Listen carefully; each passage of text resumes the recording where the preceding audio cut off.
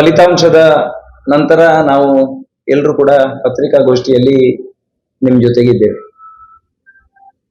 ಪ್ರಥಮವಾಗಿ ನಾನು ಈ ಚುನಾವಣೆಯ ಸಂದರ್ಭದಲ್ಲಿ ನಮಗೆ ಮತವನ್ನ ಕೊಟ್ಟು ಸಹಕರಿಸಿದಂತ ಈ ಕ್ಷೇತ್ರದ ಎಲ್ಲ ಮತದಾರ ಬಂಧುಗಳಿಗೂ, ಸತ್ಯಾಸತ್ಯತೆಯನ್ನ ಅತ್ಯಂತ ಪಾರದರ್ಶಕವಾಗಿ ಸಮಾಜದ ಮುಂದೆ ಇಟ್ಟಿರ್ತಕ್ಕಂಥ ಎಲ್ಲ ಮಾಧ್ಯಮ ಮಿತ್ರರಿಗೂ ಕೂಡ ನಾನು ಕೃತಜ್ಞತೆಯನ್ನ ಈ ಸಂದರ್ಭದಲ್ಲಿ ಸಲ್ಲಿಸ್ತಾ ಇದ್ದೇನೆ. ಚುನಾವಣೆ ಘೋಷಣೆ ಆದ ನಂತರದ ಬೆಳವಣಿಗೆಗಳು ಮತ್ತು ಕೊನೆಯ ಕ್ಷಣದಲ್ಲಿ ಒಂದು ಸಣ್ಣ ಅಂತರದಿಂದ ಸೋಲು ನಮಗೆ ಬಂದಿದೆ. ಮತದಾರರ ತೀರ್ಪನ್ನ ನಾವು ಯಾವತ್ತೂ ಕೂಡ ಗೌರವಿಸ್ತೇವೆ ಮತ್ತು ಚುನಾವಣೆಗೆ ಸ್ಪರ್ಧೆ ಮಾಡತಕ್ಕಂತ ಸಂದರ್ಭದಲ್ಲಿ ನಾವು ಈ ಕ್ಷೇತ್ರದ ಜನತೆಗೆ ಕೊಟ್ಟಿರ್ತಕ್ಕಂಥ ಆಶ್ವಾಸನೆಯನ್ನ ಮುಂದಿನ ದಿವಸಗಳಲ್ಲಿ ಈ ಕ್ಷೇತ್ರದ ಜನತೆಯ ಜೊತೆಗೆ ನಿಂತು ನಾವು ಕೆಲಸ ಮಾಡ್ತೇವೆ ಅಂತಕ್ಕಂಥ ವಿಶ್ವಾಸ ನಮ್ ಜೊತೆಗಿದೆ. ಈ ಹಿನ್ನೆಲೆಯಲ್ಲಿ ಚುನಾವಣೆಯ ಸಂದರ್ಭದಲ್ಲಿ ನಮಗೆ ಸಹಕಾರವನ್ನು ಕೊಟ್ಟು ಒತ್ತಡಗಳ ನಡುವೆಯೂ ಕೂಡ ನಮ್ಮ ಜೊತೆಗೆ ಕೊನೆಯ ಕ್ಷಣದವರೆಗೂ ನಿಂತಿರ್ತಕ್ಕಂಥ ಈ ಚುನಾವಣೆಯ ಸಂದರ್ಭದಲ್ಲಿ ಪ್ರತಿಫಲಾಪೇಕ್ಷೆ ಇಲ್ಲದೆ ದುಡಿದಿರ್ತಕ್ಕಂಥ ಕಾರ್ಯಕರ್ತರಿಗೆ ಅಭಿವಂದನೆಯನ್ನ ಸಲ್ಲಿಸಬೇಕು ಅನ್ನುವಂಥ ಯೋಚನೆ ಅಡಿಯಲ್ಲಿ ನಾಳ್ದು 21ನೇ ತಾರೀಕಿಗೆ ನಾವು ಕಾರ್ಯಕ್ರಮವನ್ನ ಮಹತೋಬಾರ ಶ್ರೀ ಮಹಾಲಿಂಗೇಶ್ವರ ದೇವರ ದೇವಸ್ಥಾನದ ಎದುರುಭಾಗದ ಗದ್ದೆಯಲ್ಲಿ ಕಾರ್ಯಕ್ರಮವನ್ನು ಮಾಡಲಿಕ್ಕಿದ್ದೇವೆ. ಮಧ್ಯಾಹ್ನ ಸುಮಾರು 4 ಗಂಟೆಗೆ ದರ್ಬೆಯಿಂದ ಪಾದಯಾತ್ರೆಯ ಮುಖಾಂತರ ನಾವು ಚುನಾವಣೆಯ ಆರಂಭದಿಂದಲೇ ಕೂಡ ಧರ್ಮಾಧಾರಿತವಾಗಿರ್ತಕ್ಕಂಥ ರಾಜಕಾರಣ ಮತ್ತು ಹಿಂದುತ್ವವನ್ನ ಪ್ರತಿಪಾದನೆ ಮಾಡ್ತೇವೆ ಅಂತಕ್ಕಂಥ ಸಂಕಲ್ಪದ ಜೊತೆಗೆ ಮಹಾಲಿಂಗೇಶ್ವರ ದೇವಸ್ಥಾನದಿಂದಲೇ ನಾವೆಲ್ಲ ದೇವರ ನಡೆಯಿಂದಲೇ ನಾವೆಲ್ಲ ಕಾರ್ಯ ಚಟುವಟಿಕೆಗಳನ್ನ ಆರಂಭ ಮಾಡಿದ್ದೇವೆ. ಅದಕ್ಕೋಸ್ಕರ ಚುನಾವಣೆಯ ಕೊನೆಯ ಭಾಗವಾಗಿರ್ತಕ್ಕಂಥ ಮತದಾರರಿಗೆ ಕೃತಜ್ಞತೆಯನ್ನು ಕೂಡ ಸಲ್ಲಿಸಬೇಕು. ಆ ದೇವರಿಗೆ ನಮಗೆ ಈ ಚುನಾವಣೆಯ ಸಂದರ್ಭದಲ್ಲಿ ಕೊಟ್ಟಿರ್ತಕ್ಕಂಥ ಶಕ್ತಿಯ ಆ ದೇವರು ಕೊಟ್ಟಿರ್ತಕ್ಕಂಥ ಶಕ್ತಿಗೆ ನಾವು ವಂದನೆಯನ್ನು ಸಲ್ಲಿಸಬೇಕು ಅನ್ನುವಂಥ ಕಾರ್ಯಕರ್ತರ ಆಶಯದಂತೆ ನಾವು ಪಾದಯಾತ್ರೆಯ ಮುಖಾಂತರ ಭಗವಂತನಿಗೆ ಮತ್ತೆ ಕೃತಜ್ಞತೆ ಸಲ್ಲಿಸಿ ಕಾರ್ಯಕರ್ತರಿಗೆ ಅಭಿವಂದನಾ ಕಾರ್ಯಕ್ರಮದಲ್ಲಿ ನಾವೆಲ್ಲ ಅವತ್ತು ಭಾಗವಹಿಸಲಿಕ್ಕಿದ್ದೇವೆ. ಮತ್ತು ಮುಂದಿನ ದಿವಸಗಳಲ್ಲಿ ನಮ್ಮ ಈ ಚುನಾವಣೆಯ ಸಂದರ್ಭದಲ್ಲಿ ಪಕ್ಷೇತರವಾಗಿ ನಿಂತು ನಮ್ಮ ಜೊತೆಗೆ ಸಹಕಾರ ಕೊಟ್ಟಿರ್ತಕ್ಕಂಥ ಎಲ್ಲರನ್ನು ಕೂಡ ಮುಂದಿನ 5 ವರ್ಷಗಳ ಕಾಲ ನಾವು ಯಾವ ರೀತಿಯಲ್ಲಿ ಈ ಕ್ಷೇತ್ರದಲ್ಲಿ ಕೆಲಸ ಮಾಡಬೇಕು ಮತ್ತು ನಮ್ಮ ನಡೆ ಏನು ಅನ್ನುವುದನ್ನ ನಾಳ್ದಿನ ಸಮಾವೇಶದಲ್ಲಿ ನಾವು ತಿಳಿಸಲಿಕ್ಕಿದ್ದೇವೆ. ಈ ಕಾರ್ಯಕ್ರಮಕ್ಕೆ ತಮ್ಗೆಲ್ರಿಗೂ ನಾನು ಸ್ವಾಗತವನ್ನ ಬಯಸ್ತಾ ಇದ್ದೇನೆ. ಚುನಾವಣೆ ಅಭ್ಯರ್ಥಿಯ ಆಯ್ಕೆಯ ನಂತರ ಮತ್ತು ಚುನಾವಣೆಯಲ್ಲಿ ಮತದಾನದ ಮತ ಎಣಿಕೆಯ ನಂತರ ನಡೆದಿರತಕ್ಕಂಥ ಅನೇಕ ಘಟನೆಗಳು ನಮಗೆ ಅತ್ಯಂತ ನೋವನ್ನ ತಂದುಕೊಟ್ಟಿದೆ. ವಿಟ್ಲದಲ್ಲಿ ಸಹೋದರಿಯರ ಮೇಲೆ ನಡೆದಿರತಕ್ಕಂಥ ಅತ್ಯಾಚಾರದ ಪ್ರಕರಣ, ವಿಟ್ಲ ಭಾಗದಲ್ಲಿ ಗ್ಯಾಸ್ ಸಿಲಿಂಡರ್ ಅನ್ನು ಪೂರೈಸತಕ್ಕಂಥ ಹಿಂದೂವಿನ ಮೇಲೆ ಹಲ್ಲೆ ನಡೆಸಿರ್ತಕ್ಕಂಥ ವಿದ್ಯಮಾನ, ಕೂರ್ನಾಟಕ ಭಾಗದಲ್ಲಿ ಕೇಸರಿ ವಸ್ತ್ರವನ್ನ ಹುಟ್ಟಿದ್ದಾರೆ ಅಂತಕ್ಕಂಥ ಒಂದೇ ಒಂದು ಯೋಚನೆಗೋಸ್ಕರ ಅವರನ್ನ ಎಳೆದು ಹಾಕಿ ಹಲ್ಲೆ ಮಾಡಿರ್ತಕ್ಕಂಥ ವಿದ್ಯಮಾನ, ಮೊನ್ನೆ ಕಾವಿನಲ್ಲಿ ನಡೆದಿರತಕ್ಕಂಥ ಫ್ಲೆಕ್ಸ್ ಅಳವಡಿಕೆಯ ಸಂದರ್ಭದಲ್ಲಿ ಮಸೀದಿಯಿಂದ ಹೋಗಿರ್ತಕ್ಕಂಥ ಮಕ್ಕಳು ಆ ಫ್ಲೆಕ್ಸಿಗೆ ಕಲ್ಲನ್ನ ಬಿಸಾದಿಗೆ ಹರಿದು ಹಾಕತಕ್ಕಂಥ ವಿದ್ಯಮಾನ, ಸವಣೂರು ಭಾಗದಲ್ಲಿ ಅಮಾಯಕ ಕಾರ್ಯಕರ್ತರ ಮೇಲೆ ಕೇಸರಿಗೆ ಅವಮಾನ ಮಾಡತಕ್ಕಂತಹ ವಿದ್ಯಮಾನ, ನಿನ್ನೆ 15ನೇ ತಾರೀಕಿಗೆ ನಮ್ಮ ದೇವದುರ್ಲಭ ಕಾರ್ಯಕರ್ತರು ಭಾರತೀಯ ಜನತಾ ಪಕ್ಷದ ಕಾರ್ಯಕರ್ತರಾಗಿ ಚುನಾವಣೆಯ ಸಂದರ್ಭದಲ್ಲಿ ಪಕ್ಷಕ್ಕೋಸ್ಕರ ಕೆಲಸ ಮಾಡಿರ್ತಕ್ಕಂತಹ ಕಾರ್ಯಕರ್ತರ ಮತ್ತು ಈ ಸಮಾಜಕ್ಕೆ ಶಕ್ತಿಯನ್ನು ತುಂಬಿರತಕ್ಕಂತಹ ಸಂಘಟನೆ ಹಿಂದೂ ಜಾಗರಣ ವೇದಿಕೆಯ ತಾಲೂಕು ಸಂಚಾಲಕನ ಮೇಲೆ ನಡೆದಿರ್ತಕ್ಕಂತಹ ಮಾರಣಾಂತಿಕ ಹಲ್ಲೆ ಇವತ್ತು ಯಾವ ರೀತಿಯಲ್ಲಿ ಈ ಜಿಲ್ಲೆಯಲ್ಲಿ ಚುನಾವಣೆಯ ನಂತರದ ದಿವಸಗಳಲ್ಲಿ ಯಾವ ರೀತಿಯ ಘಟನೆಗಳು ನಡಿಬಹುದು ಅನ್ನತಕ್ಕಂಥ ವ್ಯವಸ್ಥೆಯನ್ನ ಇವತ್ತು ಸಮಾಜದ ಮುಂದೆ ತೆರೆದಿಡತಕ್ಕಂಥ ಕೆಲಸ ಕಾರ್ಯಗಳು ನಡೆದಿದೆ. ನಾನು ಒಂದಂತೂ ಅತ್ಯಂತ ಸ್ಪಷ್ಟವಾಗಿ ಇಲಾಖೆಗೆ ತಿಳಿಸಲಿಕ್ಕೆ ಇಚ್ಛೆ ಪಡ್ತಾ ಇದ್ದೇನೆ. ಇಂತಹ ಘಟನೆಗಳು ಮರುಕಳಿಸದಂತಹ ರೀತಿಯಲ್ಲಿ ಇಲಾಖೆ ಕಾರ್ಯೋನ್ಮುಖವಾಗಬೇಕು. ಒತ್ತಡದ ನಡುವೆ, ಈ ಒತ್ತಡದ ವಿಚಾರ ಯಾಕೆ ಉಲ್ಲೇಖ ಮಾಡ್ತೇನೆ ಅಂತ ಹೇಳಿದ್ರೆ, ನಿನ್ನೆ ಡಿವೈಎಸ್ಪಿ ಕಚೇರಿಯಲ್ಲಿ ನಡೆದಿರತಕ್ಕಂತ ಮಾರಣಾಂತಿಕ ಹಲ್ಲೆ ಅದು ಒತ್ತಡದ ಮುಖಾಂತರ ಆಗಿರುವಂತದ್ದು ಅಂತೇಳ್ರಿ ಜನಸಾಮಾನ್ಯರಿಗೆಲ್ರಿಗೂ ಗೊತ್ತಿದೆ. ಸುಮಾರು 150-200 ಕಾಲುಗಳು ನಮಗೆ ಬಂದಿತ್ತು. ಯಾವ ಒಂದು ಸಣ್ಣ ವಿಚಾರಕ್ಕೋಸ್ಕರ ಆ ಕಾರ್ಯಕರ್ತರ ಮೇಲೆ ಹಲ್ಲೆ ಮಾಡಿರುವಂತದ್ದು ಇಡೀ ಸಮಾಜ ತಲೆ ತಗ್ಗಿಸುವಂತಹ ರೀತಿಯಲ್ಲಿ ನಡೆದಿರುವಂತದ್ದು ಅತ್ಯಂತ ದುರಂತ ಅಂತ ಈ ಸಂದರ್ಭದಲ್ಲಿ ನಾನು ಉಲ್ಲೇಖ ಮಾಡಲಿಕ್ಕೆ ಇಚ್ಛೆ ಪಡ್ತಾ ಇದ್ದೇನೆ. ಯಾರು ಚುನಾವಣೆಯ ಸಂದರ್ಭದಲ್ಲಿ ಕೆಲಸ ಮಾಡಿದ್ದಾರೆ ಅನ್ನುವಂಥದ್ದನ್ನು ಮರೆತು ಯಾರ ಮಾತನ್ನ ಕೇಳಿಕೊಂಡು ಅವರು ಪಕ್ಷೇತರ ಅಭ್ಯರ್ಥಿಯ ಜೊತೆಗೆ ಚುನಾವಣೆಯಲ್ಲಿ ಕೆಲಸ ಮಾಡಿದ್ದಾರೆ ಅಂತವರ ಕೈಕಾಲುಗಳನ್ನ ಮುರಿದು ಹಾಕಬೇಕು, ಹಲ್ಲೆ ಮಾಡಬೇಕು ಅನ್ನುವಂತ ಯೋಚನೆ ಅಡಿಯಲ್ಲಿ ಈ ರೀತಿಯ ಒತ್ತಡವನ್ನ ತಂದರೆ ಹಿಂದೂ ಸಮಾಜ ಯಾವತ್ತೂ ಕೂಡ ಸಹಿಸುವಂತ ಸಂದರ್ಭ ಇಲ್ಲ. ಅದಕ್ಕೋಸ್ಕರ ಇಲಾಖಾಧಿಕಾರಿಗಳು ಮತ್ತೆ ಪಾರದರ್ಶಕವಾಗಿರ್ತಕ್ಕಂಥ ಕಾನೂನು ರೀತಿಯಲ್ಲಿ ಯಾವ ರೀತಿ ಕ್ರಮವನ್ನ ಕೈಗೊಳ್ಳಬೇಕು ಅದನ್ನ ತಗೊಳ್ಬೇಕು. ಯಾರು ಮೊನ್ನೆ ಆ ಹಲ್ಲೆಯನ್ನ ಯಾರು ನಡೆಸಿದ್ದಾರೆ ಅನ್ನುವಂಥದ್ದನ್ನ ನಮ್ಮ ಯುವಕರು ಆ ಇಲಾಖೆಯ ಮುಂದೆ, ಪತ್ರಿಕೆಯ ಮುಂದೆ ಹೇಳಿದಾರ, ಅವರನ್ನ ಅಮಾನತುಗೊಳಿಸಬೇಕು. ಮುಂದಿನ ದಿವಸಗಳಲ್ಲಿ ಇಂತಹ ಅಧಿಕಾರಿಗಳು, ಜನಸ್ನೇಹಿ ಅಧಿಕಾರಿಗಳು ಬೇಕು ಅನ್ನುವಂತ ರೀತಿಯಲ್ಲಿ ನಮ್ಮೆಲ್ಲರ ಜನತೆಯ ಆಶಯ ಇದೆ. ಆದ್ರೆ ಇವತ್ತು ಪೊಲೀಸ್ ಇಲಾಖೆ ಮತ್ತು ಸಾರ್ವಜನಿಕರ ನಡುವೆ ದೊಡ್ಡದಾಗಿರತಕ್ಕಂತ ಕಂದಕ ನಿರ್ಮಾಣ ಆಗಿದೆ ಅನ್ನುವಂತ ರೀತಿಯಲ್ಲಿ ನಿನ್ನೆಯ ಆ ಹಲ್ಲೆಯ ಘಟನೆಯ ನಂತರ ಇವತ್ತು ಸಾರ್ವಜನಿಕ ವಲಯದಲ್ಲಿ ಚರ್ಚೆ ಆಗ್ತಾ ಇದೆ. ಅದಕ್ಕೋಸ್ಕರ ಇಲಾಖೆಯವರು ಮುಂದಿನ ದಿವಸದಲ್ಲಿ ಇಂತಹ ಬೆಳವಣಿಗೆಗಳು ಏನಾದ್ರೂ ಈ ರೀತಿಯ ಚಟುವಟಿಕೆಗಳ ಮುಂದಿನ ದಿವಸದಲ್ಲಿ ನಡೆದರೆ ಆಗತಕ್ಕಂತ ಮುಂದಿನ ಎಲ್ಲ ಬೆಳವಣಿಗೆಗಳಿಗೂ ಕೂಡ ಇಲಾಖೆಗಳೇ ಕಾರಣ ಅನ್ನುವಂಥದ್ದನ್ನ ಅತ್ಯಂತ ಸ್ಪಷ್ಟವಾಗಿ ಈ ಸಂದರ್ಭದಲ್ಲಿ ನಾನು ಹೇಳಲಿಕ್ಕೆ ಇಚ್ಛೆ ಪಡ್ತಾ ಇದ್ದೇನೆ. ಚುನಾವಣೆಯ ಸಂದರ್ಭದಲ್ಲಿ ಕೂಡ ವಾಮಮಾರ್ಗದ ಮುಖಾಂತರ ನಮ್ಮನ್ನ ಸೋಲಿಸ್ತಕ್ಕಂಥ ಕೆಲಸ ಕಾರ್ಯದಲ್ಲಿ ಅನೇಕರು ಆ ಚುನಾವಣೆಯ ಸಂದರ್ಭದಲ್ಲಿ ದುಡಿದಿದ್ದಾರೆ. ಒಂದು ಕಡೆಯಲ್ಲಿ ತೇಜೋವಧೆ ಮಾಡತಕ್ಕಂತಹ ಪ್ರಯತ್ನಗಳು, ಒಂದು ಕಡೆಯಲ್ಲಿ ಅಪಪ್ರಚಾರಗಳ ಮುಖಾಂತರ ಕಾರ್ಯಕರ್ತರನ್ನ ಮಾನಸಿಕತೆಯನ್ನು ಕುಗ್ಗಿಸ್ತಕ್ಕಂತಹ ಪ್ರಯತ್ನಗಳು, ಒಂದು ಕಡೆಯಲ್ಲಿ ಯಾರು ಸಂಘದ ಪಕ್ಷದ ಹಿರಿಯರಿದ್ದಾರ ನಮ್ಮನ್ನ ಸಿದ್ಧಾಂತದ ಅಡಿಯಲ್ಲಿ ಸರಿದಾರಿಗೆ ಕೊಂಡೋಗ್ಬೇಕಾಗಿರ್ತಕ್ಕಂತಹ ನಾಯಕರೇ ಇಲ್ಲದ ಸಲ್ಲದ ಆರೋಪಗಳನ್ನ, ಸುಳ್ಳು ಹೇಳಿಕೆಗಳನ್ನ ಕೊಡ್ತಕ್ಕಂತಹ ಕೆಲಸ ಕಾರ್ಯಗಳು, ಅವರ ಯಾರು ಮತದಾರರಿದ್ದಾರೆ ಅವರ ತಂದೆ ತಾಯಿಯ ಭಾವಚಿತ್ರವನ್ನ ಕೈಯಲ್ಲಿ ಹಿಡ್ಕೊಂಡು ಪಕ್ಷೇತರ ಅಭ್ಯರ್ಥಿಗೆ ಮತ ಹಾಕಿದ್ರೆ ನಿಮ್ಮ ತಂದೆ ತಾಯಿ ಸಾಯ್ತಾರೆ ಅಂತಕ್ಕಂಥ ಯೋಚನೆಯ ನಡುವೆ ಅವರ ಮೇಲೆ ಆಣೆ ಪ್ರಮಾಣ ಮಾಡತಕ್ಕಂಥ ಕೆಲಸ ಕಾರ್ಯಗಳು, ದೇವಸ್ಥಾನದಲ್ಲಿ ದೇವರ ಪಟವನ್ನು ಇಟ್ಟು ಆಣೆ ಮಾಡತಕ್ಕಂತಹ ಪ್ರಯತ್ನಗಳು, ಇವೆಲ್ಲದೂ ಯಾರು ಯಾವುದನ್ನು ಮಾಡಬಾರದು ಅವೆಲ್ಲವನ್ನ ಈ ಚುನಾವಣೆಯ ಸಂದರ್ಭದಲ್ಲಿ ಮಾಡುವುದರ ಜೊತೆಗೆ ಸಿದ್ಧಾಂತ, ತತ್ವ, ಆದರ್ಶ, ಯೋಚನೆಗಳು, ಸಂಘದ ಎಲ್ಲ ವಿಚಾರಗಳನ್ನ ಬದಿಗಿಟ್ಟುಕೊಂಡು ಸಂಘಕ್ಕೆ ರಾಷ್ಟ್ರೀಯ ಸ್ವಯಂ ಸೇವಕ ಸಂಘಕ್ಕೆ ಅವಮಾನವಾಗತಕ್ಕಂತ ರೀತಿಯಲ್ಲಿ ಮತ್ತು ಭಾರತೀಯ ಜನತಾ ಪಕ್ಷದ ಹಿರಿಯರ ಭಾವನೆಗಳಿಗೆ ನೋವಾಗತಕ್ಕಂತಹ ರೀತಿಯಲ್ಲಿ ನಡೆಸಿರುವಂತದ್ದು ನಮಗೆಲ್ಲರಿಗೂ ಅತ್ಯಂತ ನೋವು ತಂದಿದೆ. ಕೊನೆಯ ಗಳಿಗೆಯಲ್ಲಿ ಯಾರೋ ನಮ್ಮ ವಿರೋಧಿಗಳು ಯಾರಿದ್ದಾರ ಅವರಿಗೆ ಕಾಂಗ್ರೆಸ್ಸಿಗೆ ನೀವು ಮತವನ್ನ ಹಾಕಿ ಅನ್ನುವಂತಹ ರೀತಿಯಲ್ಲಿ ಪಕ್ಷೇತರ ಅಭ್ಯರ್ಥಿಯನ್ನ ಹಿಂದುತ್ವವನ್ನ ಸೋಲಿಸಬೇಕು ಅನ್ನುವಂತಹ ಯೋಚನೆಯಲ್ಲಿ ಕೆಲಸ ಮಾಡಿರುವಂತದ್ದು ಇಡೀ ನಾಗರಿಕ ಸಮಾಜ, ಇವತ್ತು ಹಿಂದೂ ಸಮಾಜ ತಲೆ ತಗ್ಗಿಸುವಂತಹ ವಾತಾವರಣ ನಿರ್ಮಾಣ ಆಗಿದೆ. ನಾವು ಯಾವುದು ಇದ್ರೂ ಕೂಡ ನಾವು ಹಿರಿಯರ ಬಗ್ಗೆ ಅತ್ಯಂತ ಅಪಾರವಾಗಿರ್ತಕ್ಕಂಥ ಗೌರವವನ್ನು ಹೊಂದಿರುವವರು, ನಾವು ರಾಷ್ಟ್ರೀಯ ಸ್ವಯಂ ಸೇವಕ ಸಂಘದ ಶಿಕ್ಷಣವನ್ನ ಪಡೆದಿರುವವರು, ನಮ್ಮೆಲ್ಲರ ಯೋಚನೆಗಳು ಆ ಭಗವದ್ವಜದ ಅಡಿಯಲ್ಲಿ ಹಿಂದೂ ಸಮಾಜ ಒಟ್ಟಿಗೆ ಹೋಗಬೇಕು, ಆ ಧರ್ಮ ಆಧಾರಿತವಾಗಿರ್ತಕ್ಕಂಥ ರಾಜಕಾರಣ ಈ ಕ್ಷೇತ್ರದಲ್ಲಿ ನಡಿಬೇಕು, ಹಿಂದೂ ಸಮಾಜ ತಲೆ ಎತ್ತಿ ನಡೆಯತಕ್ಕಂತಹ ವಾತಾವರಣ ನಿರ್ಮಾಣ ಆಗಬೇಕು ಮತ್ತು ಭವಿಷ್ಯದಲ್ಲಿ ಹಿಂದೂ ರಾಷ್ಟ್ರ ಆಗಬೇಕು, ಭಾರತ ಹಿಂದೂ ರಾಷ್ಟ್ರ ಆಗಬೇಕು ಅಂತಕ್ಕಂಥ ಯೋಚನೆ ಅಡಿಯಲ್ಲಿ ನಾವು ಕೆಲಸ ಮಾಡಿರುವಂತದ್ದು. ಯಾರು ತಪ್ಪು ಮಾಡಿದಾರ, ಯಾರು ಸರಿ ಮಾಡಿದಾರ ಅನ್ನುವಂಥದ್ದು ಮಹಾಲಿಂಗೇಶ್ವರನ ಪಾದಕ್ಕೆ ನಾವು ಅರ್ಪಣೆ ಮಾಡಿದ್ದೇವೆ. ಮುಂದಿನ ದಿವಸದಲ್ಲಿ ಆ ಭಗವಂತನೇ ಅವರೆಲ್ಲರಿಗೂ ಒಳ್ಳೆಯ ಬುದ್ಧಿಯನ್ನು ಕೊಡ್ಲಿ ಮತ್ತು ಯಾರು ತಪ್ಪು ಮಾಡಿದ್ದಾರೆ ಅವರಿಗೆ ಸರಿ ದಾರಿಗೆ ಕೊಂಡೊಯ್ಯತಕ್ಕಂತ ತತ್ವ ಸಿದ್ಧಾಂತಗಳ ಜೊತೆಯಲ್ಲಿ ಸಾಗತಕ್ಕಂತ ಪ್ರೇರಣೆಯನ್ನ ಭಗವಂತ ಕೊಡ್ಲಿ ಅನ್ನುವಂಥದ್ದೇ ನಮ್ಮ ಭಕ್ತಿಯ ಪ್ರಾರ್ಥನೆ ಇರುವಂತದ್ದು.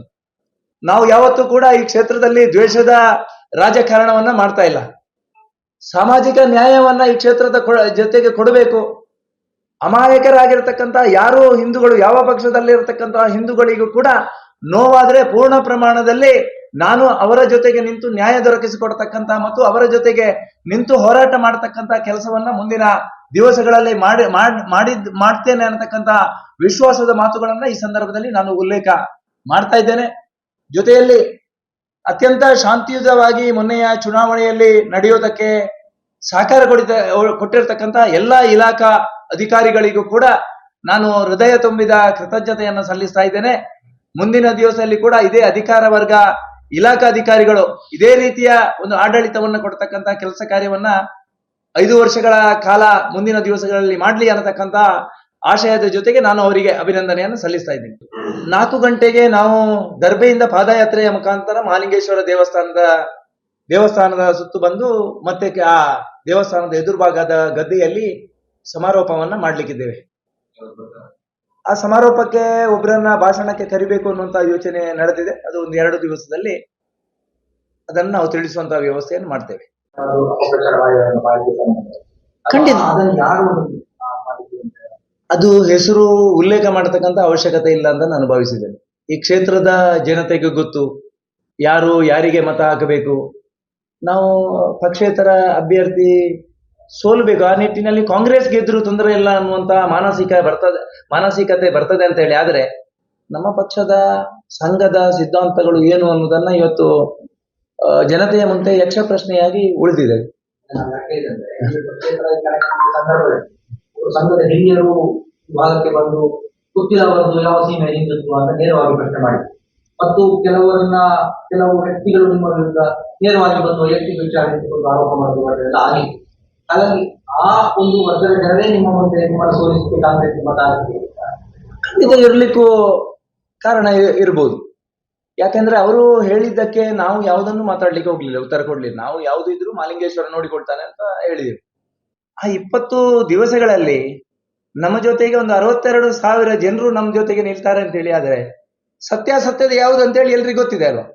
ಅದನ್ನು ಮತ್ತೆ ಕೆದಕತಕ್ಕಂತ ಮತ್ತೆ ಆರೋಪ ಮಾಡತಕ್ಕಂತ ಅಗತ್ಯ ಇಲ್ಲ ಅನ್ನುವಂಥದ್ದು ನನ್ನ ಕಲ್ಪನೆ. ನೋಡಿ, ಅವತ್ತು ಬೆಳಿಗ್ಗೆ ಆ ಫ್ಲೆಕ್ಸಿ ವಿಚಾರಕ್ಕೆ ಸಂಬಂಧಿಸಿದಂತೆ ಅಲ್ಲಿ ಪ್ರತಿಭಟನೆ ಮಾಡಿರುವಂಥದ್ದು ನಿಮ್ಗೆಲ್ರಿಗೂ ಗೊತ್ತಿದೆ. ಹಿಂದೂ ಕಾರ್ಯಕರ್ತರಿಗೆ ಧಿಕ್ಕಾರ ಕೂಗಿರುವಂಥದ್ದು ನಿಮ್ಗೆಲ್ರಿಗೂ ಗೊತ್ತಿದೆ. ಮತ್ತೆ ಅದರ ಬಗ್ಗೆ ಇನ್ನಷ್ಟು ನಾನು ಹೇಳುವಂಥದ್ದು ಏನಿದೆ, ಸತ್ಯಾಸತ್ಯತೆ ಏನು ಅನ್ನುವಂಥದ್ದು, ಯಾರ ಜೊತೆಗಿದ್ದಾರೆ ಅನ್ನುವಂಥದ್ದು, ಕಾರ್ಯಕರ್ತರು ಯಾರು, ಪಕ್ಷದ ಜವಾಬ್ದಾರಿ ಯಾರಿಗಿದೆ, ಅವೆಲ್ಲವನ್ನ ಮರೆತುಕೊಂಡು ಈ ರೀತಿಯ ಬೆಳವಣಿಗೆಯನ್ನು ಮಾಡಿರುವಂಥದ್ದು ಎಲ್ರಿಗೂ ದುಃಖ. ನಮಗೆ ಅಂತೇಳಿ ಅಲ್ಲ, ಇಡೀ ಸಮಾಜಕ್ಕೆ ದುಃಖವನ್ನ ತಂದಿದೆ. ಯಾವುದೇ ಸಂದರ್ಭದಲ್ಲಿ ಕೂಡ ಈ ರೀತಿಯ ಅಮಾನವೀಯ ಘಟನೆ ನಮ್ಮ ಕ್ಷೇತ್ರದಲ್ಲಿ ಆಗಿರಲಿಲ್ಲ. ಮೊನ್ನೆ ಮಾಡ್ಬೋದಿತ್ತು. ಮೊನ್ನೆ ವಿಟ್ಲದಲ್ಲಿ ಬಲಾತ್ಕಾರಕ್ಕೆ ಮಾಡಿದಂತ ಅಬೂಬಕರ್ ಅನ್ನತಕ್ಕಂತ ವ್ಯಕ್ತಿಗೆ ಅವರಿಗೆ ಇದೇ ರೀತಿ ಮಾಡಿದರೆ ಸಮಾಜ ಒಪ್ಕೊಳ್ತಾ ಇತ್ತು. ಆದ್ರೆ ಒಬ್ಬ ಅಮಾಯಕನಿಗೆ ಈ ರೀತಿ ಫ್ಲೆಕ್ಸ್ ಹಾಕಿದ್ದಾರೆ ಅನ್ನುವಂತ ವಿಚಾರವನ್ನು ಇಟ್ಟುಕೊಂಡು ಅವರ ಮೇಲೆ ಪೈಶಾಚಿಕ ರೀತಿಯಲ್ಲಿ ಹಲ್ಲೆ ನಡೆದು ಒಂದು ಇಲಾಖೆ ಸಮಾಜಕ್ಕೆ ಯಾವ ಸಂದೇಶವನ್ನು ಕೊಡಬೇಕೋ ಅವನ್ನು ಬಿಟ್ಟು ಒಂದು ಯಾರ ಒತ್ತಡದ ನಡುವೆ ಕೆಲಸ ಮಾಡತಕ್ಕಂಥ ವಿದ್ಯಮಾನ ನಡೆದಿರುವಂತದ್ದು ಅತ್ಯಂತ ದುಃಖ ನಮಗೆ ತಂದಿದೆ. ಆ ನಿಟ್ಟಿನಲ್ಲಿ ನಾವು ಕಾರ್ಯಕರ್ತರನ್ನ ರಾತ್ರಿ ಸುಮಾರು 1 ಗಂಟೆಗೆ ಹೋಗಿ ನಾವು ಕಾರ್ಯಕರ್ತರನ್ನು ಬಿಡಿಸಿಕೊಂಡು ಅವರನ್ನು ತರುವಂತ ಕೆಲಸವನ್ನ ನಾನು ಆ ಸಾಮಾಜಿಕ ಬದ್ಧತೆಯಿಂದ ನಾನು ಮಾಡಿದ್ದೇನೆ. ಮುಂದಿನ ದಿವಸದಲ್ಲಿ ಕೂಡ ನಮಗೆ ಹಿಂದೂಗಳು ಯಾರು ಯಾವ ಪಕ್ಷದಲ್ಲಿ ಇದ್ದಾರೆ ಅನ್ನುವಂಥದ್ದು ಗೊತ್ತಿಲ್ಲ. ಚುನಾವಣೆಯಲ್ಲಿ ಎಲ್ಲರೂ ಕೂಡ ನಮಗೆ ಹಿಂದೂಗಳು ಚುನಾವಣೆಯಲ್ಲಿ ಮತವನ್ನ ಹಾಕಿದ್ದಾರೆ. ಈ ಕ್ಷೇತ್ರ ಮತ್ತೆ ಧರ್ಮಾಧಾರಿತವಾಗಿರಬೇಕು, ಈ ಮಹಾಲಿಂಗೇಶ್ವರನ ಪುಣ್ಯಭೂಮಿಯಲ್ಲಿ ಅನ್ಯಾಯ ನಡಿಬಾರದು ಅಂತಕ್ಕಂಥ ಯೋಚನೆ ಅಡಿಯಲ್ಲಿ ಮತ ಕೊಟ್ಟಿದ್ದಾರೆ.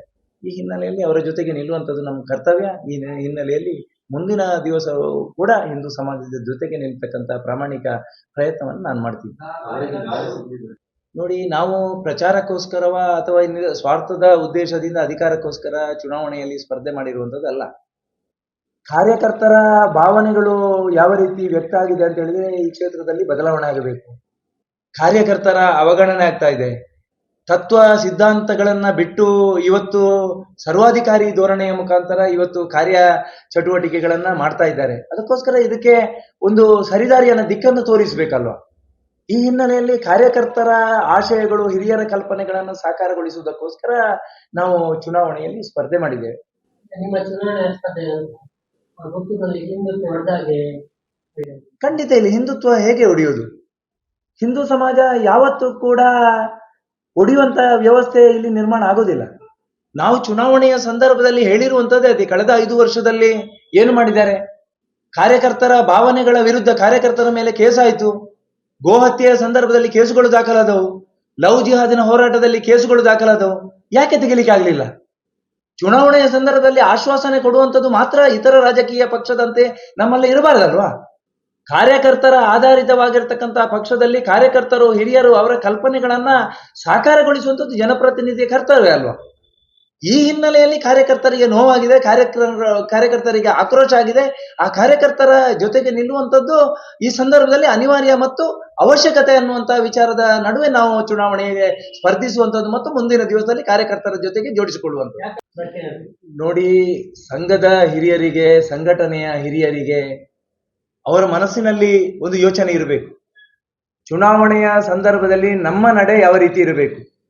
ಯಾವುದೋ ಕ್ಷೇತ್ರದ ಪದಾಧಿಕಾರಿಗಳು, ಜವಾಬ್ದಾರಿ ಇರುವವರು ಚುನಾವಣೆಯ ಪ್ರಕ್ರಿಯೆಯಲ್ಲಿ ಇರಬಾರದು ಅನ್ನುವಂತ ಸೂಚನೆ ಚುನಾವಣಾ ಆಯೋಗ ನೀಡಿದ್ರು ಕೂಡ ಅದನ್ನು ಮೀರಿ ಇಲ್ಲಿ ಕೆಲಸ ಮಾಡುವಂಥದ್ದು. ಯಾವುದೋ ಕ್ಷೇತ್ರದವರು ಬಂದು ಈ ಕ್ಷೇತ್ರದ ಕಾರ್ಯಕರ್ತರ ಮೇಲೆ ಕಾರ್ಯಕರ್ತರ ಧ್ವನಿಯನ್ನು ಹತ್ತಿಕ್ಕತಕ್ಕಂತಹ ಪ್ರಯತ್ನ ಮಾಡುವಂಥದ್ದು. ಈ ರೀತಿಯಾಗಿ ಯಾರು ಸರಿದಾರಿಗೆ ಕೊಂಡೋಗ್ಬೇಕಾ ಅವರು ದಾರಿ ತಪ್ಪಿರುವಂಥದ್ದೇ ಈ ರೀತಿಯ ಒಂದು ಸಣ್ಣ ಪುಟ್ಟ ಗೊಂದಲಗಳಿಗೆ ಕಾರಣ ಆಗಿದೆ. ನಾವು ಚುನಾವಣೆಯ ಸಂದರ್ಭದಲ್ಲಿ ನೋಡಿ, ನಮ್ಮ ಹೋರಾಟ ಇದ್ದದ್ದು ಕಾಂಗ್ರೆಸ್ ಮತ್ತು SDPIಯ ವಿರುದ್ಧವೇ ನಮ್ಮ ಹೋರಾಟ ಇರುವುದು. ನಾವು ಸಿದ್ಧಾಂತ ತತ್ವಗಳನ್ನ ಈ ಚುನಾವಣೆಯ ಸಂದರ್ಭದಲ್ಲಿ ಮತ್ತೆ ಜೋಡಿಸಿಕೊಂಡು ಮುನ್ನಡೆಯಬೇಕು. ಸರ್ವಾಧಿಕಾರಿ ಧೋರಣೆ, ಕಾರ್ಯಕರ್ತರನ್ನ ಹತ್ತಿಕ್ಕತಕ್ಕಂತ ಪ್ರಯತ್ನ ಮುಂದಿನ ದಿವಸದಲ್ಲಿ ಆಗಬಾರದು. ಆ ಕಾರ್ಯಕರ್ತರ ಭಾವನೆಗಳಿಗೆ ಜನಪ್ರತಿನಿಧಿ ಪೂರಕವಾಗಿ ಸ್ಪಂದಿಸತಕ್ಕಂತ ಕೆಲಸ ಕಾರ್ಯ ಆಗಬೇಕು ಅನ್ನುವಂತ ನಿಟ್ಟಿನಲ್ಲಿ ನಾವು ಚುನಾವಣೆಯ ಸಂದರ್ಭದಲ್ಲಿ ನಾವು ನೇರವಾಗಿ ಎದುರಾಡಿದ್ದದ್ದು ಕಾಂಗ್ರೆಸ್. ಅದು ಚುನಾವಣೆಯ ರಿಸಲ್ಟ್ ಅಲ್ಲಿ ಕೂಡ ಸಾಬೀತಾಗಿದೆ. ಇವರು ಯಾರೋ ಸಂಘದ ಹಿರಿಯರ ಯಾರು ಹೇಳಿರ್ಬೋದು 2,000, 3,000 ಯಾರಿಲ್ಲ, ಪೋಲಿಗಳು ಇರುವಂತದ್ದು. ಇದಕ್ಕೆ ಯಾರೊಟ್ಟಿಗೆ ಇದ್ದಾರೆ ಅಂತಕ್ಕಂಥ ಪ್ರಜ್ಞಾವಂತರು ಈ ಕ್ಷೇತ್ರದಲ್ಲಿ ಯಾರಿದ್ದಾರೆ ಅನ್ನುವಂಥದ್ದು ಚುನಾವಣಾ ಸಂದರ್ಭದಲ್ಲಿ ಆ ಫಲಿತಾಂಶದಲ್ಲಿ ಪ್ರಕಟ ಆಗಿದೆ. ಈ ಹಿನ್ನೆಲೆಯಲ್ಲಿ ನಮ್ಗೆ ಕೊಟ್ಟಿರ್ತಕ್ಕಂತಹ ಜವಾಬ್ದಾರಿಯನ್ನು ಯಾವತ್ತೂ ಕೂಡ ನಾವು ನಿರ್ವಹಿಸಬೇಕಾಗಿರುವಂತದ್ದು ಅದು ನಮ್ಮ ಜವಾಬ್ದಾರಿ ಇದೆ. ಈ ಹಿನ್ನೆಲೆಯಲ್ಲಿ ಕ್ಷೇತ್ರದ ಜನತೆಯ ಜೊತೆ ನಿಂತು ಯಾವುದೇ ಸಂದರ್ಭದಲ್ಲಿ ಯಾವ ಸಮಸ್ಯೆಗಳು ಬಂದಂತಹ ಸಂದರ್ಭದಲ್ಲಿ ಕೂಡ ನಾವು ಕಾರ್ಯಕರ್ತರ ಜೊತೆಗೆ ಮತ್ತೆ ಆ ಹಿರಿಯರ ಕಲ್ಪನೆಗಳನ್ನ ಸಾಕಾರಗೊಳಿಸ್ತಕ್ಕಂಥ ನಿಟ್ಟಿನಲ್ಲಿ ಮುಂದಿನ ದಿವಸಗಳಲ್ಲಿ ಇರ್ತೇವೆ ಅಂತಕ್ಕಂಥ ವಿಶ್ವಾಸ ನಮಗಿದೆ. ಮೊನ್ನೆಯ ಚುನಾವಣಾ ಫಲಿತಾಂಶದ ನಂತರ ಇಡೀ ಜಿಲ್ಲೆಯ ಭಾರಿ ಕಾರ್ಯಕರ್ತರಿಗೆ ಆ ಸಿದ್ಧಾಂತ ತತ್ವಗಳನ್ನ ಅಳವಡಿಸಿಕೊಂಡಿರ್ತ ನೈಜ ಹಿಂದುತ್ವವಾದಿಗಳಿಗೆ ಭಾರಿ ನೋವು, ಬೇಸರ ತಂದಿದೆ. ಈ ಹಿನ್ನೆಲೆಯಲ್ಲಿ ಅವರ ಬೇಸರ, ನೋವು, ಆಕ್ರೋಶಗಳು ಮುಂದಿನ ಚುನಾವಣೆಯಲ್ಲಿಯೂ ನಾವು ಫಲಿತಾಂಶವನ್ನ ಕೊಡಬೇಕು ಅನ್ನುವಂತ ರೀತಿಯಲ್ಲಿ ವಾಟ್ಸಪ್ ಗ್ರೂಪ್ಗಳನ್ನ ಮಾಡೋದ್ರ ಮುಖಾಂತರ ಇಡೀ ಜಿಲ್ಲೆಯಾದ್ಯಂತ ಸುಮಾರು 1.5 ಲಕ್ಷ ಜನರು ವಾಟ್ಸಪ್ ಗ್ರೂಪ್ಗಳಲ್ಲಿ ಇವತ್ತಿದ್ದಾರೆ. ಅದು ನಮ್ಮ ಕೈ ಮೀರಿ ಹೋಗಿದೆ. ಕಾರ್ಯಕರ್ತರ ಭಾವನೆಗಳು ಯಾವ ರೀತಿ ಇದೆ, ಅವರ ಭಾವನೆಗಳಿಗೆ ಪೂರಕವಾಗಿ ಸ್ಪಂದಿಸ್ತಾರ ಅನ್ನತಕ್ಕಂಥ ಯೋಚನೆ ಇವತ್ತು ಯಕ್ಷ ಪ್ರಶ್ನೆ ಇವತ್ತು ಇಡೀ ಜಿಲ್ಲೆಯ ಜನತೆಯ ಮುಂದಿದೆ. ಇವತ್ತು ಮೊನ್ನೆ ನಡೆದಿರ್ತಕ್ಕಂಥ ಇಡೀ ಜಿಲ್ಲೆಯಲ್ಲಿ ಸುಮಾರು 150ಕ್ಕಿಂತಲೂ ಮಿಕ್ಕಿ ಫ್ಲೆಕ್ಸ್ ಗಳನ್ನ ಅಳವಡಿಕೆ ಮಾಡಿದ್ದಾರೆ. ಯಾರ ಹತ್ರ ಕೇಳಿ ಯಾವುದು ಮಾಡಿದ್ದಾರೆ ಅನ್ನುವಂಥದ್ದು ನಮ್ಗೆಲ್ರಿಗೂ ಗೊತ್ತಿಲ್ಲ. ಈ ಒಂದು ಸಂದರ್ಭದಲ್ಲಿ ಮತ್ತೆ ನಾನು ಎಲ್ಲರಲ್ಲಿ ಕೂಡ ವಿನಂತಿ ಮಾಡಿಕೊಳ್ಳುವಂಥದ್ದು, ಸಾಮಾಜಿಕ ಜಾಲತಾಣಗಳಲ್ಲಿ ಮತ್ತೆ ನಮ್ಮ ಹಿರಿಯರನ್ನ ಹೀಯಾಳಿಸ್ತಕ್ಕಂಥ, ಆ ಸಮಾಜಕ್ಕೆ ಕೆಲಸ ಮಾಡಿರ್ತಕ್ಕಂಥ ಸಂಘದ ಹಿರಿಯರನ್ನ, ಪಕ್ಷದ ಹಿರಿಯರನ್ನ, ಸಂಘಟನೆಯ ಪದಾಧಿಕಾರಿಗಳಿಗೆ ಅವಮಾನ ಮಾಡಬೇಡಿ, ಅವರನ್ನ ತೇಜೋವಧೆ ಮಾಡತಕ್ಕಂಥ ಕೆಲಸ ಕಾರ್ಯವನ್ನು ಮಾಡಬೇಡಿ. ನಿಮ್ಮ ಆಕ್ರೋಶಗಳು, ನೋವುಗಳು ಇವತ್ತು ಸಮಾಜದ ಮುಂದೆ ಇದೆ, ಅದು ಎಲ್ರಿಗೂ ಗೊತ್ತಿದೆ. ಆ ಮುಂದಿನ ದಿವಸಗಳಲ್ಲಿ ಇದೆಲ್ಲ ಸರಿಯಾಗ್ತದೆ ಅಂತಕ್ಕಂಥ ವಿಶ್ವಾಸದ ಜೊತೆಗೆ ಎಲ್ಲರೂ ಕೂಡ ಅತ್ಯಂತ ಸಂಯಮದಿಂದ ಇರಬೇಕು. ನಾವು ಕೂಡ ಕಾರ್ಯಕರ್ತರ ಭಾವನೆಗಳ ಜೊತೆಗೆ ನಿಲ್ಲತಕ್ಕಂಥ ಮತ್ತು ಅವರ ಜೊತೆಗೆ ನಿಲ್ಲತಕ್ಕಂಥ ವ್ಯವಸ್ಥೆಯನ್ನ ಮಾಡ್ತೇವೆ ಅಂತಕ್ಕಂಥ ಮಾತುಗಳನ್ನು ನಾನು ಮಾಧ್ಯಮದ ಮುಖಾಂತರ ಮಾಡ್ತಾ ಇದ್ದೇನೆ. ಯಾವುದೇ ರೀತಿಯ ಗೊಂದಲಗಳು ಬೇಡ. ಯಾರೋ ಕಾರ್ಯಕರ್ತರು ಆ ಸಾಮಾಜಿಕ ಜಾಲತಾಣದಲ್ಲಿ ಮಾಡಿದ್ರು ಕೂಡ ಅದು ನಾವು ಮಾಡಿಸಿದ್ದು ಅನ್ನುವಂತಹ ರೀತಿಯಲ್ಲಿ ಇವತ್ತು ಪ್ರಚಾರವನ್ನು ಕೊಡುವಂತಹ ಕೆಲಸ ಕಾರ್ಯವನ್ನು ಮಾಡ್ತೇನೆ. ನಾನು ಮತ್ತೆ ಆಣೆ ಪ್ರಮಾಣ ಮಾಡ್ತೇನೆ ಮಾಲಿಂಗೇಶ್ವರನ ಪುಣ್ಯ ಭೂಮಿಯಲ್ಲಿ, ನಾನು ಯಾವತ್ತೂ ಕೂಡ ನೀವು ಸಾಮಾಜಿಕ ಜಾಲತಾಣದಲ್ಲಿ ಈ ರೀತಿ ಮಾಡಿ ನೀವು ಗ್ರೂಪ್ಗಳನ್ನ ಮಾಡಿ ಅಂತೇಳಿ ಯಾರ ಹತ್ರವೂ ಹೇಳಲಿಲ್ಲ. ಮುಂದಿನ ದಿವಸದಲ್ಲಿಯೂ ನಾನು ಅದನ್ನು ಹೇಳುವಂತ ಪ್ರಯತ್ನವನ್ನು ಹಿಂದೆಯೂ ಮಾಡಲಿಲ್ಲ, ಮುಂದೆಯೂ ಮಾಡಲಿಲ್ಲ.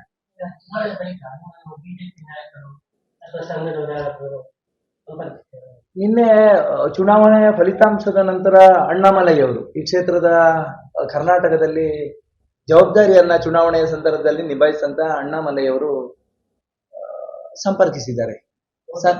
ಹೌದು, ಫೋನಲ್ಲಿ ಸಂಘಟನಾ ಕಾರ್ಯದರ್ಶಿ ರಾಜೇಶ್ ಜಿ ಅವರು ನಮ್ಮನ್ನ ಸಂಪರ್ಕ ಮಾಡಿದ್ದಾರೆ. ಇದೆಲ್ಲ ಸರಿಯಾಗಬೇಕು ಅನ್ನುವಂತ ರೀತಿಯಲ್ಲಿ ಮಾತಾಡಿದ್ದಾರೆ. ನಮ್ದು ಯಾವತ್ತೂ ಕೂಡ, ನಾವು ಕೂಡ ಹಿಂದೆಯೂ ಬಿಜೆಪಿ, ಇಂದೂ ಬಿಜೆಪಿ, ನಾಳೆಯೂ ಕೂಡ ನಮ್ದು ಮೋದಿಯ ಆದರ್ಶದ ಜೊತೆಗೆ ನಾವು ರಾಜಕಾರಣದಲ್ಲಿ ಇರುವವರು. ಸೊ ತಪ್ಪು ಯಾರಿಂದ ಆಗಿದ್ದು ಅನ್ನುವಂಥದ್ದು ಇಡೀ ಕ್ಷೇತ್ರದ ಜಿಲ್ಲೆಯ ಜನತೆಗೆ ಗೊತ್ತಿದೆ. ಈ ನಿಟ್ಟಿನಲ್ಲಿ ಮುಂದಿನ ದಿವಸದಲ್ಲಿ ಅವರೆಲ್ಲರೂ ಸರಿ ಮಾಡ್ತಾರೆ. ಎಲ್ಲ ಯಾರು ಇವತ್ತು ಆ ಸನ್ನಿವೇಶಗಳನ್ನ ನಿರ್ಮಾಣ ಮಾಡುವುದಕ್ಕೆ ಯಾರೆಲ್ಲ ಪೂರ್ವಾಗ್ರಹ ಪೀಡಿತರಾಗಿ ಕೆಲಸ ಮಾಡಿದ್ದಾರೆ ಅದನ್ನು ಸರಿ ಮಾಡುವಂತಹ ವ್ಯವಸ್ಥೆ ಮುಂದಿನ ದಿವಸದಲ್ಲಿ ಆಗುತ್ತೆ ಅನ್ನತಕ್ಕಂತ ವಿಶ್ವಾಸ ನನ್ನ ಜೊತೆಗಿದೆ. ಚುನಾವಣೆಯ ಸಂದರ್ಭದಲ್ಲಿ ಈ ರೀತಿಯ ಭಾವನೆಗಳು ಕಾರ್ಯಕರ್ತರಲ್ಲಿ, ಮತದಾರರಲ್ಲಿ ಇರುವಂತದ್ದು ಸಹಜ ಪ್ರಕ್ರಿಯೆ. ಪುತ್ತೂರಿನಲ್ಲಿ ನಡೆದಿರ್ತಕ್ಕಂಥ ವಿದ್ಯಮಾನಗಳು ಇಡೀ ಜಿಲ್ಲೆ, ರಾಜ್ಯಕ್ಕೂ ಕೂಡ ಒಂದು ಸಂದೇಶವನ್ನು ಕೊಟ್ಟಿದೆ. ಆ ಹಿನ್ನೆಲೆಯಲ್ಲಿ ಕಾರ್ಯಕರ್ತರ ಭಾವನೆಗಳಿಗೆ ಪಕ್ಷದ ಹೈಕಮಾಂಡ್ ಏನು ತೀರ್ಮಾನವನ್ನ ತಗೊಳ್ಳುತ್ತಾ, ಸಂಘ ಪರಿವಾರದ ಒಬ್ಬ ಸಾಮಾನ್ಯ ಕಾರ್ಯಕರ್ತನಾಗಿ ಸಂಘಟನೆ ತಗೊಳ್ಳತಕ್ಕಂತಹ ತೀರ್ಮಾನವನ್ನ ಗೌರವಿಸುವಂಥದ್ದು ನಮ್ಮೆಲ್ಲರ ಕರ್ತವ್ಯ. ಈ ಹಿನ್ನೆಲೆಯಲ್ಲಿ ಸಂದರ್ಭ ಸನ್ನಿವೇಶಕ್ಕೆ ಅನುಗುಣವಾಗಿ ಆ ನಿರ್ಧಾರವನ್ನ ನಾವು ಪ್ರಕಟ ಮಾಡ್ತೀವಿ. ಕ್ಷೇತ್ರದಲ್ಲಿರ್ತಕ್ಕಂಥ ಎಲ್ಲ ಕಾರ್ಯಕರ್ತರ ಅನಿಸಿಕೆಗಳು, ನಿನ್ನೆ ನಡೆದಿರತಕ್ಕಂಥ ಘಟನೆ ಯಾವ ರೀತಿಯಲ್ಲಿ ಆಗಿದೆ ಅನ್ನುವಂಥದ್ದು ಕೂಡ ಎಲ್ರಿಗೂ ಕೂಡ ಗೊತ್ತಿದೆ. ಈ ಕ್ಷೇತ್ರದಲ್ಲಿ ಜವಾಬ್ದಾರಿ ಇರತಕ್ಕಂಥ ನಾಯಕರು ಆ ಪಕ್ಷದ ಗೆಲುವಿಗೋಸ್ಕರ ಪ್ರಾಮಾಣಿಕವಾಗಿ ಕೆಲಸ ಮಾಡತಕ್ಕಂಥ ಕಾರ್ಯಕರ್ತನ ಬಳಿ ಮಾತನಾಡುವಂಥದ್ದು, ಅವನಿಗೆ ಸಾಂತ್ವನ ಹೇಳುವಂಥದ್ದು, ಅವರಿಗೆ ಶಕ್ತಿಯನ್ನ ತುಂಬತಕ್ಕಂಥ ಕೆಲಸವನ್ನ ಮಾಡದಿರುವಂಥದ್ದು ಎಲ್ರಿಗೂ ಕೂಡ ಕಾರ್ಯಕರ್ತರಿಗೆ ನೋವನ್ನ ತಂದಿದೆ. ಯಾರೋ ಬೇರೆ ಕ್ಷೇತ್ರದ ಜನಪ್ರತಿನಿಧಿಗಳು ಬಂದು ಕಾರ್ಯಕರ್ತನನ್ನ ಅವರ ಸುಖ ದುಃಖಗಳನ್ನ ಮಾತಾಡತಕ್ಕಂಥ ಕೆಲಸವನ್ನು ಮಾಡಿದ್ರು. ಹರೀಶ್ ಪುಂಜನ್ ಅವರು ಬಂದಿದ್ರು ನಿನ್ನೆ. ಆದ್ರೆ ಈ ಕ್ಷೇತ್ರದ ಜನರು ಪಕ್ಷಕ್ಕಾಗಿ ಕೆಲಸ ಮಾಡಿದಂತ, ಹಿಂದುತ್ವಕ್ಕಾಗಿ ಕೆಲಸ ಮಾಡಿದಂತ, ಕೊನೆಗೆ ಅದು ಪಕ್ಷಕ್ಕೆ ಅದರ ಲಾಭ ಸಿಗುವಂಥದ್ದು. ಅವರ ನಡೆ ಇವತ್ತು ಎಲ್ರಿಗೂ ಕೂಡ ನೋವನ್ನ ತಂದಿದೆ. ನಾವು ಅದರ ಬಗ್ಗೆ ನಾವೇನು ಹೇಳುವಂತಿಲ್ಲ.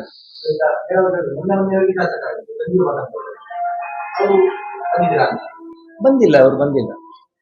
ಬರ್ಬೇಕಾಗಿತ್ತು, ಅವ್ರು ಬಂದಿಲ್ಲ.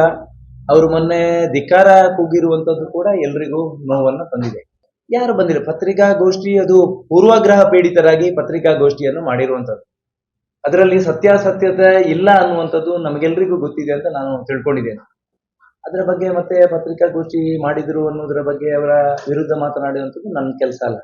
ಯಾವುದು ಇದ್ರೂ ನ್ಯಾಯ ಇದೆ, ಕೋರ್ಟ್ ಅಲ್ಲಿ ಇದ್ರೆ ಕೋರ್ಟು ಅದಕ್ಕೆ ಉತ್ತರ ಕೊಡುತ್ತೆ. ಎಲ್ಲವೂ ಕೂಡ ಮುಂದಿನ ದಿವಸದಲ್ಲಿ ಸರಿ ಆಗುತ್ತೆ ಅಂತ ಎಲ್ರಿಗೂ ಹೊಡೆದಿದ್ದಾರೆ. ತೀವ್ರ ಸ್ವರೂಪವಾಗಿ ಹೊಡೆದಿರುವಂಥದ್ದು ಅವಿನಾಶ್ ಅನ್ನುವಂತ ಹುಡುಗರಿಗೆ. ಬಾಕಿಯವರಿಗೆ ಕೂಡ ಅದರಲ್ಲಿ ಪರಿಶಿಷ್ಟ ಜಾತಿಯವರು ತುಂಬಾ ಜನ ಇದ್ರು. ಅವರಿಗೂ ಕೂಡ ಅವರ ಕೆಲವರಿಗೆ ಹೊಡೆದದ್ರಲ್ಲಿ ಅವರ ಕಿವಿ ಕೂಡ ಕೇಳದಂತ ಸಂದರ್ಭ ಇವತ್ತು ಎದುರಾಗ್ತಾ ಇದೆ. ಅದಕ್ಕೆ ಕೆಲವರಿಗೆ ಮಾನಸಿಕವಾಗಿ ಅವರು ಕೊಗಿದ್ದಾರೆ. ಅವರನ್ನು ಕೂಡ ಮಾನಸಿಕ ತಜ್ಞರ ಆ ಸ್ಟ್ರೆಸ್ ಎಲ್ಲಿವರೆಗೆ ಆಗಿದೆ ಅಂದ್ರೆ ಅವರು ಸಹಿಸಲಿಕ್ಕೆ ಸಾಧ್ಯ ಇಲ್ಲ. ಆ ರೀತಿ ಅವರು ಅಲ್ಲಿ ಕೆಲಸ ಕಾರ್ಯವನ್ನ ಮಾಡಿದ್ದಾರೆ ಡಿವೈಎಸ್ಪಿ ಆಫೀಸಲ್ಲಿ. ಅವರು 11 ಜನರ ಮೇಲೆ ಕಂಪ್ಲೇಂಟ್ ಮಾಡಿರುವಂತದ್ದು, 9 ಜನ ಇವರು ಕರ್ಕೊಂಡು ಬಂದಿರುವಂತದ್ದು. ನಮ್ದು ರಾಜಕೀಯ ಪಕ್ಷ ನಮ್ದು ಅಲ್ಲ. ರಾಜಕೀಯ ಪಕ್ಷಕ್ಕೆ ಕೊಡುವುದಿಲ್ಲ ಅನ್ನುವಂತ ಕಾರಣ ಯಡಿಯೂರಪ್ಪನವರೇ ಇಲ್ಲಿ ಕಾರ್ಯಕ್ರಮವನ್ನು ಮಾಡಿದ್ದಾರೆ. ಸರ್ಕಾರದ ಕಾರ್ಯಕ್ರಮ ನಡೆದಿದೆ, ಆಗಿದೆ. ಕೊಡುವುದಿಲ್ಲ ಅಂತ ಹೇಳಿದ್ರೆ ಅದರ ಹಿಂದೆ ಏನು ಎಂತದ್ದು ಅನ್ನೋದನ್ನ ನಾವು ಕೂಡ ಪ್ರಶ್ನೆ ಮಾಡ್ತೇವೆ. ಕೊಡ್ತಾರೆ ಅಂತಕ್ಕಂಥ ವಿಶ್ವಾಸ ನಮ್ಮ ಜೊತೆಗಿದೆ. ನಾವೇನು ಬೇರೆ ಯಾವುದು ಕಾರ್ಯಕರ್ತರಿಗೆ ಅಭಿವಂದನೆ ಮಾಡುವಂತ ನಮ್ಮ ನಡಿಗೆ ಮಾಲಿಂಗೇಶ್ವರನ ನಡೆಗೆ ಅಂತೇಳಿ ನಾವು ಶೀರ್ಷಿಕೆಯನ್ನು ಕೊಟ್ಟಿದ್ದೇವೆ. ಧನ್ಯವಾದಗಳು ಎಲ್ರು. ನನಗೆ ಮತ ನೀಡಿದಂತ ಮತದಾರ ಬಂಧುಗಳು ಎಲ್ಲರಿಗೂ ಕೂಡ ನಾನು ಹೃದಯ ತುಂಬಿದ ಕೃತಜ್ಞತೆಯನ್ನು ಸಲ್ಲಿಸ್ತಾ ಇದ್ದೇನೆ. ಚುನಾವಣೆಯ ಸಂದರ್ಭದಲ್ಲಿ ಹೇಳಿದಂತೆ ಈ ಕ್ಷೇತ್ರದ ಜನರ ಮನೆ ಮಗನಾಗಿ ನಿಮ್ಮೆಲ್ಲರ ನೋವು, ಕಷ್ಟ, ದುಃಖ, ಸುಖಗಳಲ್ಲಿ ನಾನು ಕೂಡ ಜೊತೆಯಾಗಿ ನಿಲ್ತೇನೆ ಅಂತಕ್ಕಂಥ ಮಾತನ್ನ ಈ ಸಂದರ್ಭದಲ್ಲಿ ಅವರಿಗೆ ಹೇಳ್ತಾ ಮತ್ತೆ ಮತದಾರರಿಗೆ ಹೃದಯ ತುಂಬಿದ ವಂದನೆಗಳನ್ನು ಸಲ್ಲಿಸ್ತೇನೆ. Bal Vikas English Medium School, Mani, Bantwal Taluk, to impart education with maximum value at minimum cost. An institution excellent in education with over 34 years of service. Well equipped and furnished new international level digital campus is now open. World class education with reasonable fee structure. Special inaugural offers like no donation fee for new admission. Grab this opportunity. Contact us for more details at 990222 6466.